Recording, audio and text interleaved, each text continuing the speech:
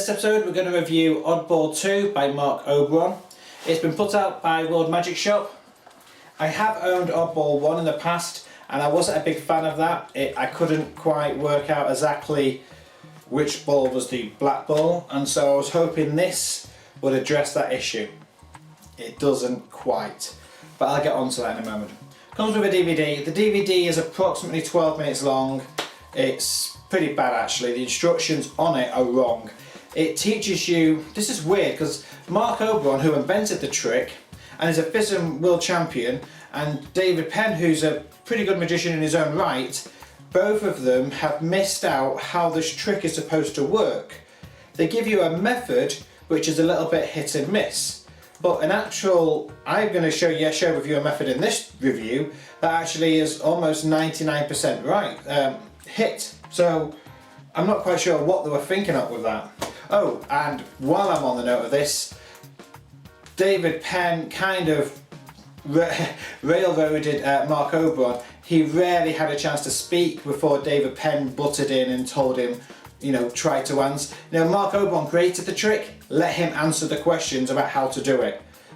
Just a little thing that I got there. It's like, you know, I'm a big fan of David Penn, but give the guy who created the trick time on his own DVD to explain things. Anyway, moving on. So you get a black velvet bag. It's a drawstring bag, which is important for part of the prop, and you get this. Basically, it's a series of 1, 2, 3, 4, 5 white balls and 2 black balls. Without giving too much away, you don't need that black ball. That one's just if you wanted to switch things out later, but ultimately that's all you really need. Well, as it comes, I'll give my review now before I go into how I've fixed a few of the issues. These balls do the job adequately. I only choose to use 4 white balls and 1 black one. And I'm going to give you a nice close-up shot.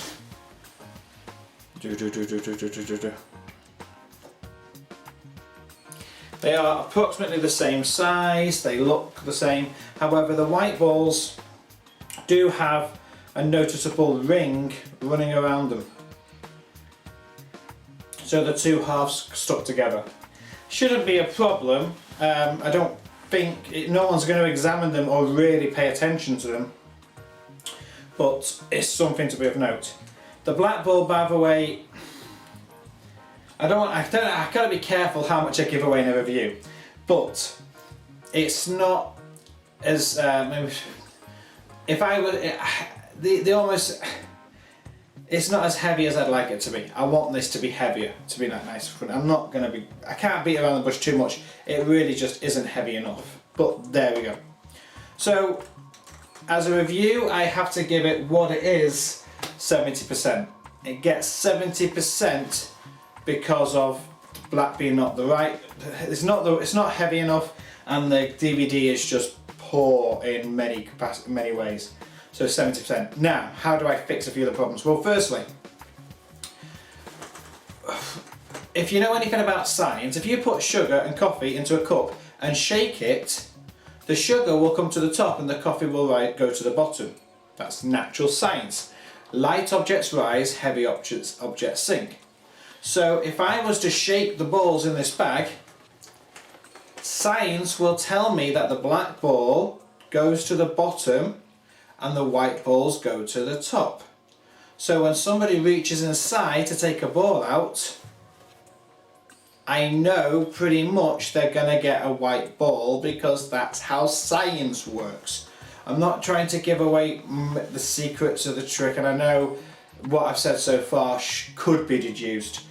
But science will tell you that the first 4 people to take a ball out will more than likely be taking out a white ball, and it's only the last person who will get the black ball. That's just the way things work.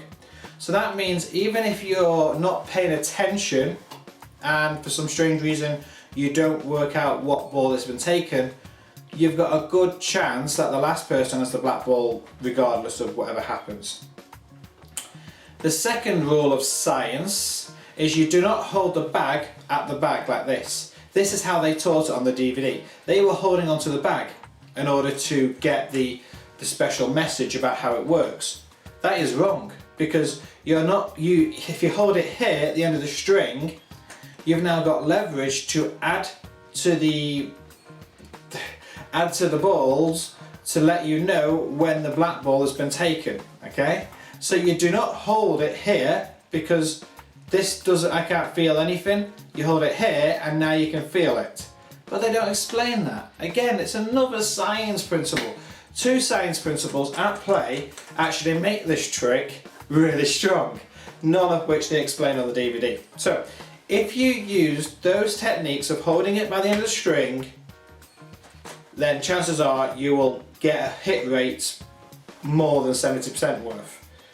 With the added effect of the black ball being the last ball taken, you're going up to about 85% hit rate.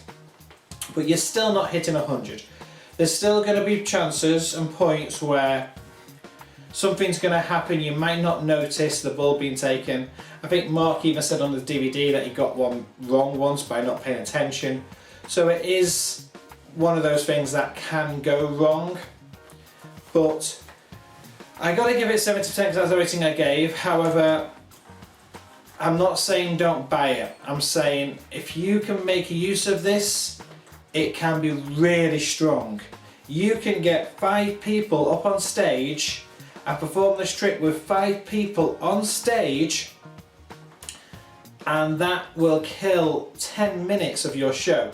I wouldn't go that long personally, but you can draw this out so it kills so much time and uses up 5 volunteers, and it's so small. This is the size of it. So if you're going to do a cabaret on a cruise ship, that goes in this is your carry-on show. This is a carry-on show stuff. You put it in your suitcase, you put it in your carry-on, and that's it. So it's got huge potential and it really shouldn't be ignored. If anyone's planning on working boats and working overseas, do look at this trick. I know I've had to give it a poor review, but it has the potential for the right person to be one of the greatest tricks that magic has. I just hope that the number 3, because this is Oddball 2, has a heavier black ball and comes with a better made DVD to explain how to do their own effect. Well, there we go. Hope that helps.